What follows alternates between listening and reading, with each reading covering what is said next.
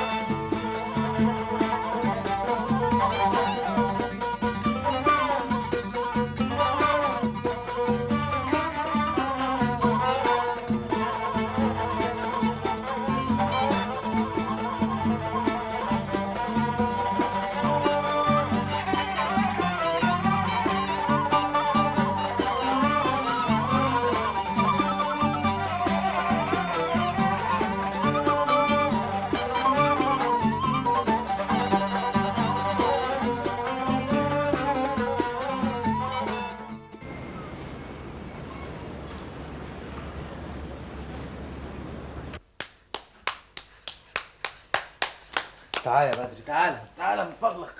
اقعد هنا اهو والعب بالبنك ده، يلا. يا ابني على مهلك على واد شويه، ايه التوحش بتاعك ده؟ قلقان قوي يا حسام. قلقان على ايه؟ ورده يا ابني ما يتخافش عليها من الامتحانات ابدا. اصل انا هخلص كمان شهر، وبعدين لا قدر الله يعني لو ورده ما نجحتش مش عارف هنقعد ازاي. يا سلام، يعني انت ضامن انك تنجح؟ طب ايه رايك بقى انا ضامن ورده عنك. سلام عليك يا حسام، بطل هزار يا اخي بقى. والله ما بهزر. اصل ورده طول السنه فضلت مشغوله ببدري وبالبيت ومع ذلك ما خسعتش ولا ترم. الدور الباقي عليك انت اللي هيدوك في الدكتوراه من باب الصدقه. يوه، الواحد مش ممكن يتكلم معاك جد ابدا. اهي جت اهي. هاي هاي بدور يا حبيبي، وحشتني ازاي. ورده، نعم. عملتي ايه؟ اوكي. هعمل ايه يا جماعه؟ يعني مضطر انجح. نجحت طبعا. مبروك يا ورده. الله يبارك فيك يا حبيبي، الفضل ليك بعد ربنا طبعا. الفضل لمجهودك وعبقريتك. مبروك يا ورده. الله يبارك فيك يا حسام. الله، انت واقف تعمل ايه هنا؟ امشي خش ذاكر، احنا هنا ناس نجحنا وخلصنا. مش قلت لك انها هتنجح؟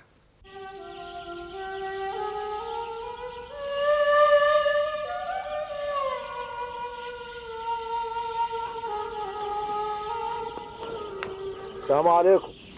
سلام ورحمة الله وبركاته. ولد عمي، خبر ايه يا دبور؟ قاعد مطرحك ما هتتنقلش، انت سكنت هنا ولا ايه؟ وكلتها أرض ربنا. ايه وعيلي بالصدفة ولا قصدني؟ لا قصدك يا واد عمي. يبقى قعمز ونشرب الشاي.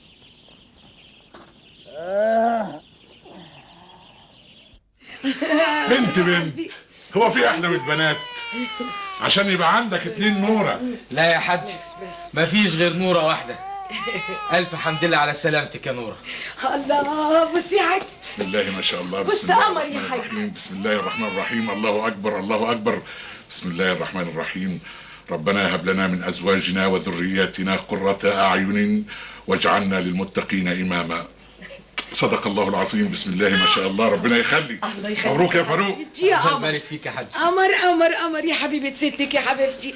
قلتوليش بقى، ها ناويين تسموها ايه؟ لا، ابوها هو اللي هيسمي. انا ما احبش اتعدى على الاختصاصات. ازاي بقى يا حاج؟ ده انت ابونا كلنا. ولو يا فاروق يا ابني ولو. ناوي تسميها ايه؟ بعد اذن نوره طبعا هسميها ورده. الله، اسم جميل قوي، وردة وهي وردة. وردة؟ وش معنى وردة؟ عشان خاطر انا يا نوره. اكدت على الحجز؟ حصل. هناخد القطر على فرنسا وبعد كده المركب من مارسيليا على مصر. فرنسا؟ يا سلام، انا من زمان وانا نفسي اشوف فرنسا جوي. اديك هتشوفيها يا ستي. يا سلام سلام يا حاتم، مصر وحشتني جوي. عدت كام سنة بس انا مش عارفة اسميها سنوات المتعة ولا سنوات العذاب. وردة. عارفة يا حاتم، عارفة كل اللي انت عاوز تقوله. معلش، لازم اقولهولك تاني. لازم افكرك ان احنا من ساعة ما ننزل ان شاء الله هنتصرف على اساس ان السنين اللي فاتت دي كلها ما غيرتش حاجة. ايوه، احنا اتفقنا ان احنا هنتصرف على اسوأ الاحتمالات. انا ما اعرفش رد فعل البدري ممكن يكون ايه، او ممكن يكون بيفكر ازاي. ما خلاص بقى يا حاتم، قلت لك عارفة بقى. انا بس حبيبتي مش عايزك تتصرفي بمشاعرك. يا حاتم انا عارفة كل اللي انت عايز تقوله وفاهماه، وما تخافش، انا وعدتك ومش هرجع في وعدي. انا بحبك قوي يا وردة، بحبك وبخاف عليكي. بخاف عليكي انتي وبدري الصغير. انا ممكن اتصور اي حاجة في الدنيا الا ان لا قدر الله. انتي فاهماني يا وردة؟ فاهماك يا حبيبي، ما تحملش هم. قلت ايه يا دبور؟ قلت لا اله الا الله سيدنا محمد حبيب رسول الله ولد عمي عليه الصلاة والسلام. عليه الصلاة والسلام. كل هوارة جات لي وقالت لي قبلناك كبيرنا، فأنا قلت أشورك. وش عجبنا يعني؟ يا أخي طلعت في دماغي كده. هتشريكي؟ قلت إيه؟ لا يا ولد عمي، انت ما تصلحش. أنا؟ كيف ده؟ وفي حد في هوارة كلاتها حداه اللي حداي؟ يا ولد عمي، لا هو بالفقر ولا بالغنى. هو البدري كان حداه كتير ولا علوان كان حداه شوية؟ وأنا زي علوان برضك يا دبور؟ لا ما قصديش يعني. أمال قصدك إيه؟ قصدي انك مش زي البدري. ما فهمش. عشان ما فهمش تبقى ما تصلحش. هتقول إيه يا دبور؟ يا ولد عمي الحق ما يزعلش. طب أنا عايز نفهم إيه اللي حدا البدري مش حداي؟ حداه حاجة مهمة قوي. إيه هي؟ العلام. يعني مش كفاية اللي حصل لهوارة من علوان. عارف يا دبور يا واد عمي، محدش محيرني في هوارة كلها غيرك انت. لا يا ابو هريدي، ما خبرش يا واد عمي، انت مجنون ولا عاقل؟ قلبك ميت ولا رهير؟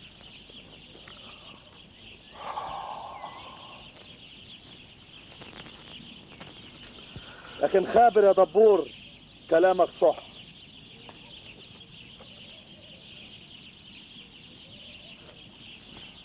عربي عربي، قول هوارة ما يستعجلوش، البدري معود. الحمد لله على السلامة يا حتوم. الحمد لله على السلامة يا وردة. اسكندرية كلها منورة. جدو أهلا. بالسلامة يا سعادة الباشا، مع ألف سلامة. يا صلاح، انت بقيت تعرف ناس هاي ستاندرد اهو. جينا بقى لطولة اللسان تاني. انت عارف ده مين؟ ده فاروق بيه القناوي، اشهر من نار على العالم. ده صاحبي قوي بس الظاهر هو ما خدش باله. ابقى اتصل بيه في التليفون. عشان كده عبرك. جرى ايه بقى؟ ما كنت انا مستريح من النقي بتاعك ده. الله، انت عارف ده صاحبي جدا، ده لو كان شافني كان خدني بالحضن. طبعا، ما هو الكلام هنا معلوش جمرك. ايه يا جماعه، احنا هنفضل واقفين كده ولا ايه؟ ما يلا بينا بقى. طبعا هتركب مع صاحبك يا اخويا. يلا احنا يا مدام. اتفضلوا يا جماعه، عربيتي جديده، اتفضلوا. واخدين بالكم؟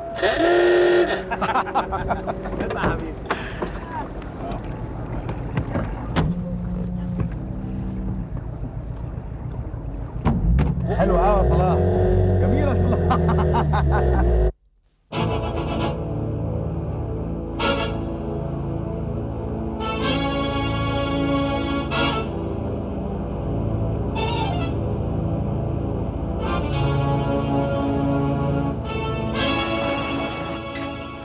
يا سلام يا ست الكل، اما اكلك وحشني بشكل. حاسس ان انا اكلت اكل ال4 سنين اللي قعدتهم هناك. انت هتقول لي انا قاعد اراقبك وانت عمال تحف زي ما يكون ده اخر زادك. بألف هنا وشفا. انما معقول كده يا عم مفيش اي اخبار يعني؟ ده هي والله يا بنتي. سيبكوا بقى يا جماعه المواضيع دي وخلونا في الجد. ها ناوي على ايه يا دكتور حاتم؟ ناوي على ايه في ايه؟ الشغل طبعا. ايه؟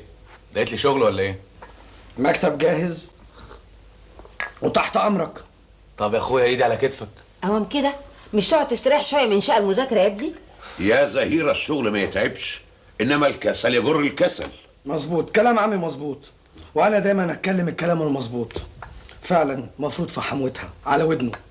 طيب ومكتب ايه اللي جاهز ده بقى؟ مكتبي طبعا. اعمل ايه؟ امري لله وهشاركك، ما انت قدري. اما ده بنى حته تومره على الكورنيش هايله تجنن. ابقى وريها له يا صلاح. ان شاء الله ان شاء الله. وصاحب العماره مبسوط منه بشكل. لا وايه؟ باين عليه داخل على شغل المقاولات بتقله يا ابني. صاحب العماره هو مش ده اللي معبركش واحنا في المينا؟ ده باين عليه مبسوط منك قوي يا صلاح. ما خدش باله، راجل مهم. تملي الناس المهمين ما بياخدوش بالهم من بعض. مش كده يا بوسينة؟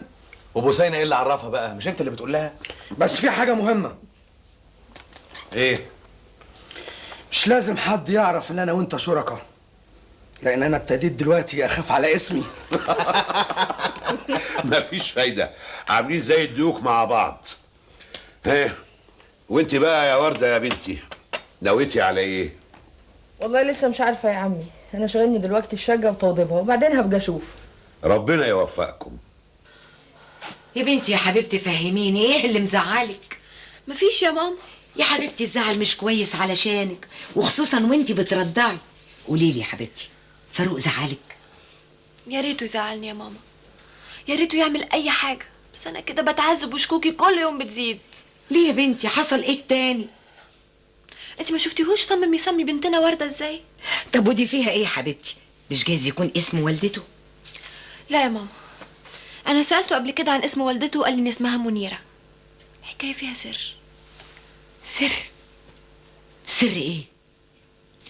مش عارفه يا ماما، انا محتاره. طب لو في حب قديم في حياته اتجوزني انا ليه؟ ماما اعمل ايه؟ دبريني.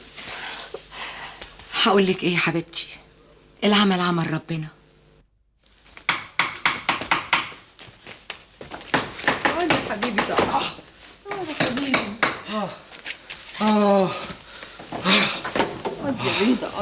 انا عايز اسال سؤال واحد بس، انا مهندس محترم ولا شيال في البيت ده؟ طب قوم ساعدني في تعليق الستاره، قوم اشتغل بلقمتك. ايه؟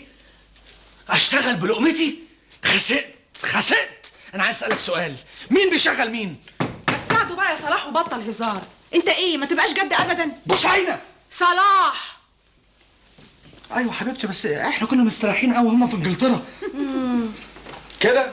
طب تعالى ناولي المسامير. كمان هتشغلني صبي؟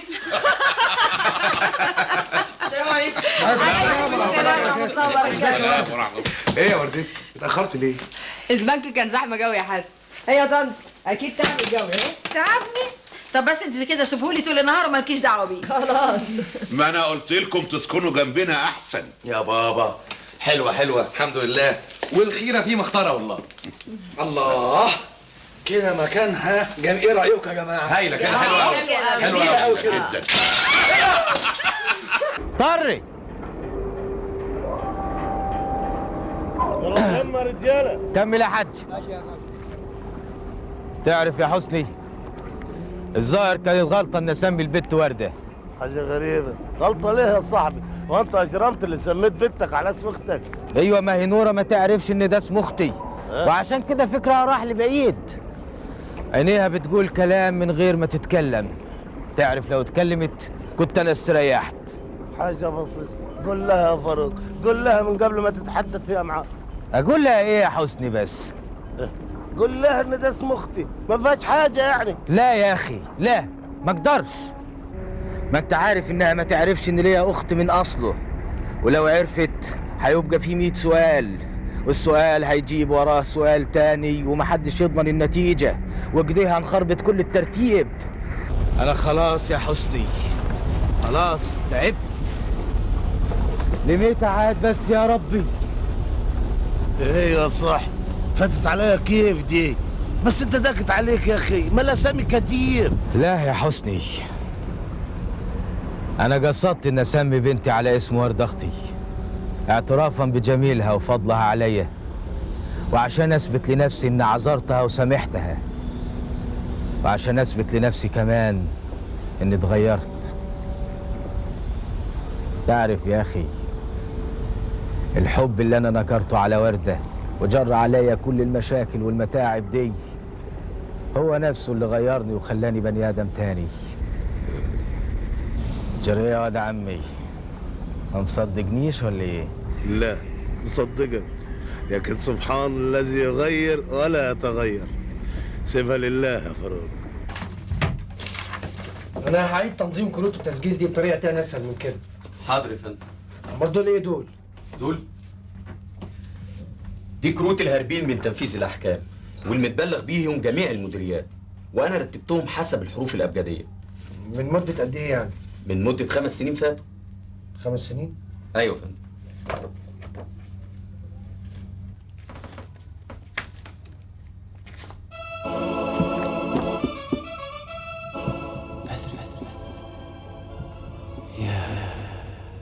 كم سنة؟ ها خبر ايه يا فاروق؟ جاي فيه وراح فيه؟ اقعد يا اخي، عايز اتكلم معاك. هتتكلم معايا في ايه بس يا حسني؟ عاوز ايه؟ اقعد بس وانا هقول لك. اقعد الله يرضى عليك. اقعد. حاضر حاضر يا سي حسني. وادي قاعده. قول. فيه مناقصة كبيرة قوي لبنى عماير إسكان متوسط تبع المحافظة، والمناقصة دي كل الشركات مقدمة فيها عمالة ترمح عليها الرمح، قطاع عام وقطاع خاص وكله، ودي حسنتها زينة قوي. أنا قلت نقدم فيها، وإحنا والحمد لله إحدانا اللي ما حداش الشركات التاني ولا القطاع العام ذات نفسه. وإيه هو اللي حدانا ده؟ إحدانا الفلوس السايلة والخبرة كمان. طب وانت بقى ما خبرش بخبرتك يا خبير ان الحاجات دي بتتقفل على القطاع العام؟ لا لا يا فراغ، قطاع عام وقطاع خاص، ما انا قلت لك، واللي يقدم عطا ارخص هترسى عليه. مكتوب عندك في الاعلان قدامك، اقرا. طب وانت قريت الاعلان ده؟ خبر ايه يا فاروق؟ ما تقطمنيش يا اخي، الله يرضى عليك، احنا هنهزر، احنا بنتحدث جد يا فاروق يا اخي. بس بانك عندك حق يا حسني، بس برضك انا خايف يا اخي، هنتعب نفسينا وندرس وفي الاخر هترسى على القطاع العام. لا ما تخافش، طول ما حسني بودبيكي موجود ما تخافش، انا ليا سككي برضك، هناخدوها ولو حتى من الباطن. ابا يا حسني، ده انت بانك بقيت غول كبير قوي في السوق وانا ما داريش.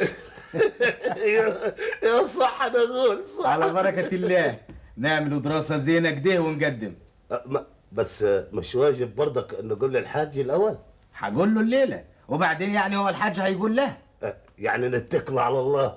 اتكل على الله، بس بقول لك مين اللي هيعمل لنا الدراسه دي؟ المهندس صلاح، وفي غيره، الراجل تعب معانا يا فاروق، والله كان قلبه قوي على الشركه. طيب قوي المهندس صلاح ده، بس باينه مروش حبتين. بس دمه خفيف قوي. على خيرة الله يا ابو دبيكي، عاوز مني حاجه تاني؟ عاوز اقعد معاك يا فاروق، نفسي اتحدث معاك يا اخي. خلاص هستناك الليله دي على العشاء، نتعشى ونتحدثوا زي ما احنا عاوزين، وهو بالمره تسمع تاكيد الحج بنفسك. امال ايه عاد؟ انا دلوقتي بقى بزمان. امال ايه؟ اتفضل يا حاج، اتفضلوا الشاي. خبر ايه عاد؟ بتضحكوا على ايه؟ انت مش جايلها لي كده يا سي فاروق؟ ايوه هي كده، ما تقفلش معايا امال. يضحك عليك يا ابو دبيكي، اسمها بيزنس مان. هو فاروق كده يحب يضحك على الناس بالكلام ويخدعهم. لا كل اللي فاروق بيه عاد. وبعدين لا مؤاخذة ست نرجس، ما دام الناس دول خابرين انه بيحبهم يبقى خلاص ما يزعلوش منك. يسلم فمك يا ابو دبيك. الله يخليك. وعشان اللي قلته ده بقى اتكل على الله، ورينا الهمه في المناقصه دي. يا رب. عن اذنكم لما اشوف ورده. ورده خدي قص الشريط. والله انت عيل يا صلاح. كده؟ طب والله ما مخليك تنول الشرف ده. خد يا بدوره. تعال يا حبيبي. ايوه بدوره. قص انت.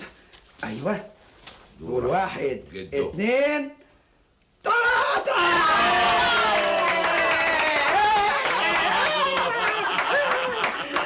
اتفضل يا حاتم، اتفضلي يا ورد، اتفضلي يا بسبس، اتفضل يا عمي، اتفضل يا طنط، اتفضلوا يا جماعه. ما شاء الله ما شاء الله ما شاء الله.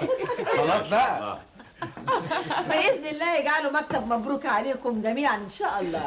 مبروك يا طنط بحضور حضرتك وعمي، وان شاء الله المكتب هياكل السوق ان شاء الله. يا سلام، شايف الكلام الحلو ده؟ تعرف تقول كلام حلو زي ابني؟ طبعا يا بنتي، ده احنا شغلتنا الكلام. طب خلونا في المهم بقى، هتعملوا ايه؟ يخص عليكي كده بقيتي طماعه من ساعه ما سافرت انجلترا وانت بقيتي ماديه قوي.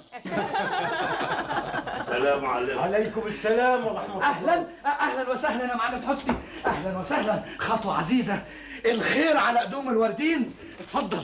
السلام عليكم ورحمة الله. وعليكم السلام ورحمة الله وبركاته. يا دي الكسوف يا ناس، والله ما كنت خابر انكم عاملين حفلة يعني. كان واجب اتحدث في التليفون قبل ما اجي، انما انا قلت يعني. ما تقولش كده يا معلم، ما تقولش كده، مفيش حد غريب. استنى بقى لما اعرفك عليهم. ده المعلم حسني، اكبر مقاول في البلد. اهلا وسهلا. ودي بقى حرامنا المصون بصبص مراتي. اهلا وسهلا. وده بقى الدكتور حاتم شريكي. دكتور اهلا وسهلا. والله يا دكتور ساعات دماغي بتوجعني كده، يعني لو تكتب لي حاجه للكحه. لا يا معلم، لا يا معلم، انت فهمت غلط. ده مش دكتور في الطب، ده دكتور في الهندسه، شريكي. شريكك يا مرحب، اهلا وسهلا يا اخويا. لا وايه، لسه طازه جاي من انجلترا. من انجلترا؟ اجدع ناس، الحمد لله على السلامه. اهلا وسهلا. ودي بقى الست حرمه. اهلا وسهلا يا ست هاني. ودول بقى باباه ومامته. اهلا وسهلا بالجوده سعاده البيه. اهلا بيك يا معلم حسني. اتفضل الشاي. لا والله ملوش لزوم. ملوش لزوم ازاي بس يا معلم؟ من حضر القسمه فليقتسم. هو المعلم حسني منين بالظبط؟ محسوبك من محافظه جنة. اهلا وسهلا. طيب نستأذن احنا بقى. يلا يا يلا. حاضر.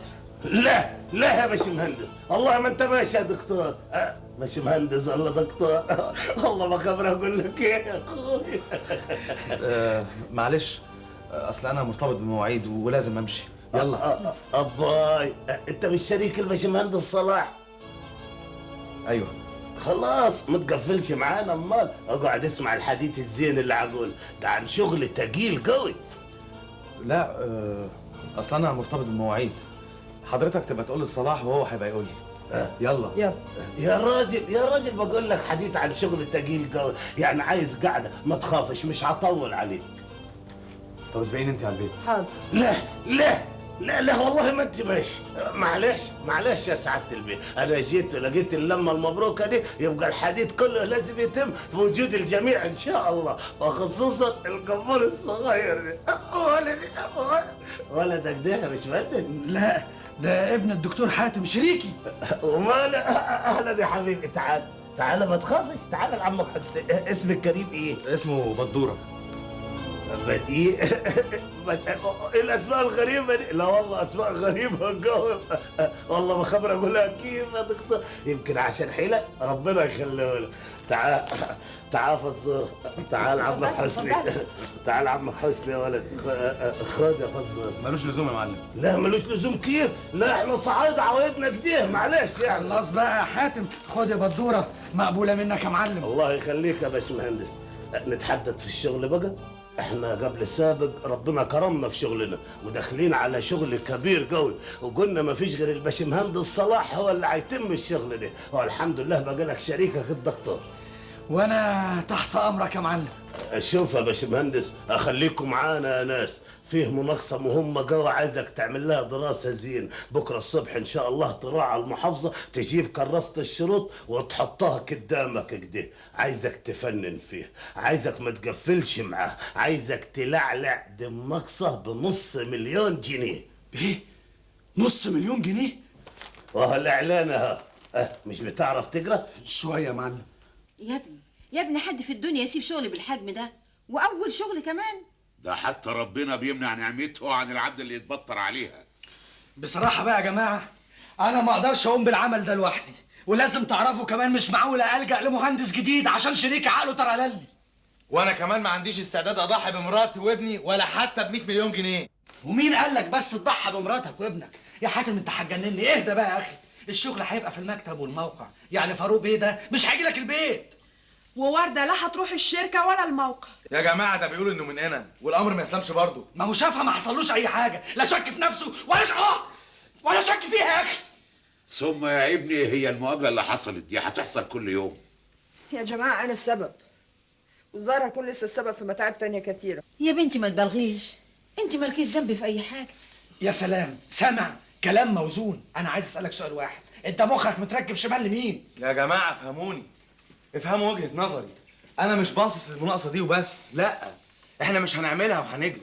كون ان هو لجأ لشركتنا ده معناه ان الشغل في السنين اللي جايه هيبقى محصور في النطاق ده ومع الناس دول، وده معناه ان باب كبير من الشغل هيتفتح ما بيننا وما بينهم، وبالتالي بقى هيجيب قرايبه وقرايب قرايبه واسمنا هيتردد كتير هناك. وافرض يا اخي ان ده حصل، خلاص مشهور قوي، تمشي في الشارع الناس كلها بتشاور عليك. ده انا حزين يا اخي ان شريكي مش معروف.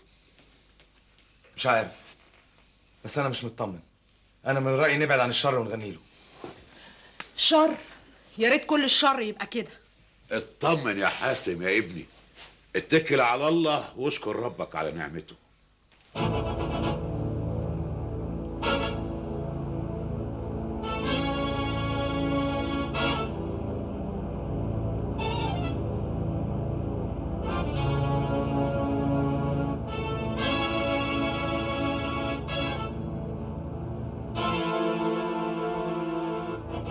لا جرى يا حاتم، انت لسه ما نمتش؟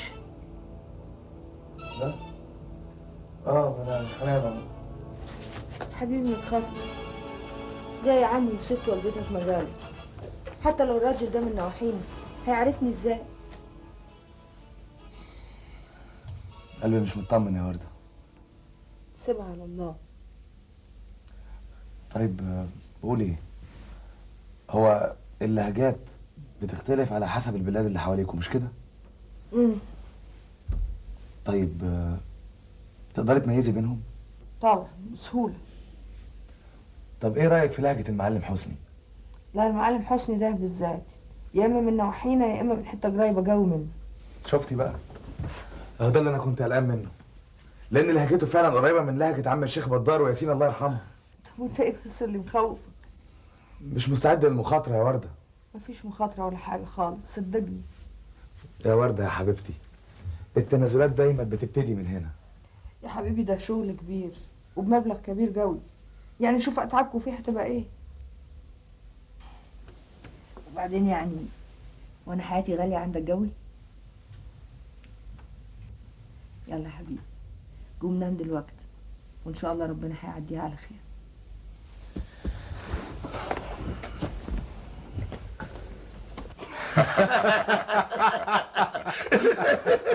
والله العظيم حاجة غريبة. اقول لك ايه، والله وصحت معاك يا ابو دبيكي. امال ايه يا اخي، والله انا كنت خابر ان المناقصه دي هترسي علينا. ايه مكشوف عنك الحجاب ولا ايه يا ابو دبيك؟ لا استغفر الله العظيم يا حاج، بس زي ما تقول كده قلبي كان حاسس وقلب حسني دليله. يا سلام يا اخي، ما دي يا حاج اللي بيقولوا عليها توقعات كبار البيزنس من. هتتمسخر عليا؟ اتمسخر. بس هالمناقصه ورثت وربنا سترها معاك قدامكم. ولا يهمك يا ابو دبيكي، برافو عليك ما يجيبها الا رجالها. الله يكرمك يا ست نرجس، انما الشهاده لله. الباشمهندس صلاح والدكتور حاتم صاحبه ده عملوا شغل محدش يقدر يعمله واصل. العطا بتاعهم اقول لكم ايه كانوا كتاب في الجامعه قد كده. طب ما هم خدوا فلوس قد كده. وماله يا بنتي، مش اشتغلوا بيهم؟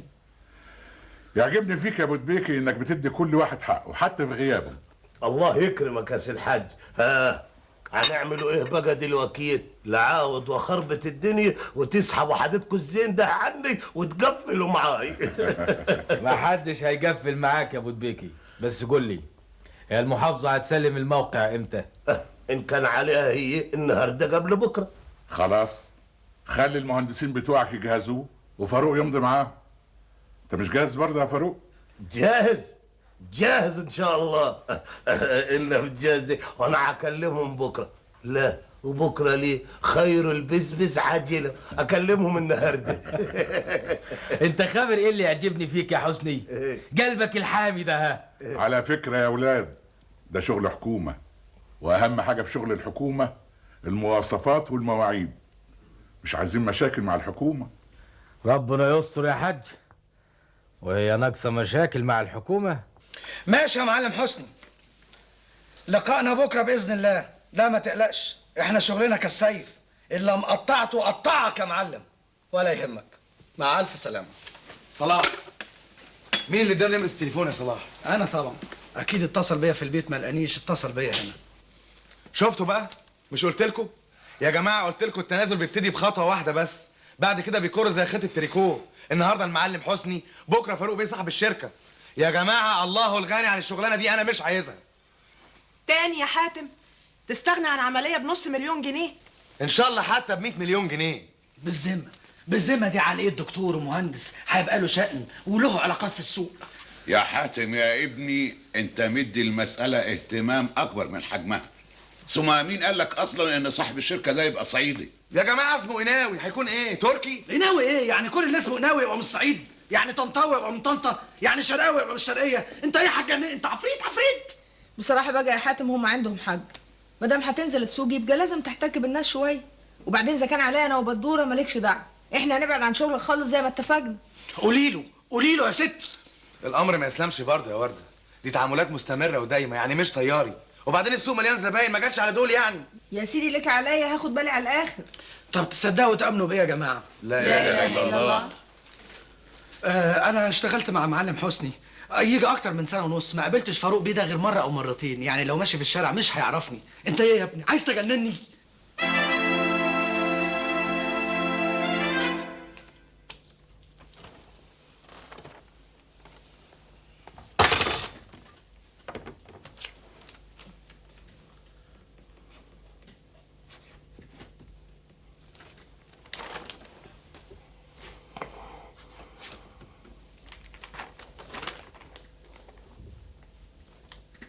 مبروك، الف مبروك يا جماعه. يبارك فيك يا معلم حسني. يلا ورونا الهمه بقى، دول 7 عماير، امال ايه؟ احنا تحت امرك يا معلم، ربنا يسهل باذن الله. كله بامر الله، وانتوا كدها وجدود ان شاء الله. الحاج قال اهم حاجه المواعيد والمواصفات. حاج مين؟ لا حاج مين كيف؟ لا قصدي فاروق بيه القناوي صاحب الشركه يا اخي. والله انت نورتنا قوي يا دكتور حاتم، اهلا وسهلا. شكرين يا معلم. يلا نستأذن احنا بقى. تستأذنوا كيف؟ ليه؟ 5 دقايق وفاروق بيه القناوي يوصل ويمضي لكم الشيكات، ولا انتم عاوزين تقبضوا؟ ازاي بقى؟ ده احنا جايين مخصوص عشان نقبض. الله، ده احنا ممكن نبات هنا واحنا هنلاقي اعز منه. طب يا صلاح بس يعني نمشي. الله لا تعجبني روحك الخفايفه دي يا ماشي مهندس صلاح، انا احبك دي. صدق بالله تقول لي اكتر حاجه تكرهها ايه في الدنيا يا حسني؟ اقول لك الخلقه الكشره. الكشره الارضيه.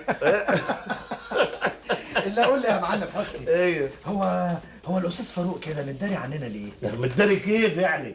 يعني انا اقصد متداري عننا، يعني انا جيت كام مره المكتب كده، كل ما اجي اسلم عليه ابص حواليا ما الاقيهوش. يعني مش هو صاحب المكتب؟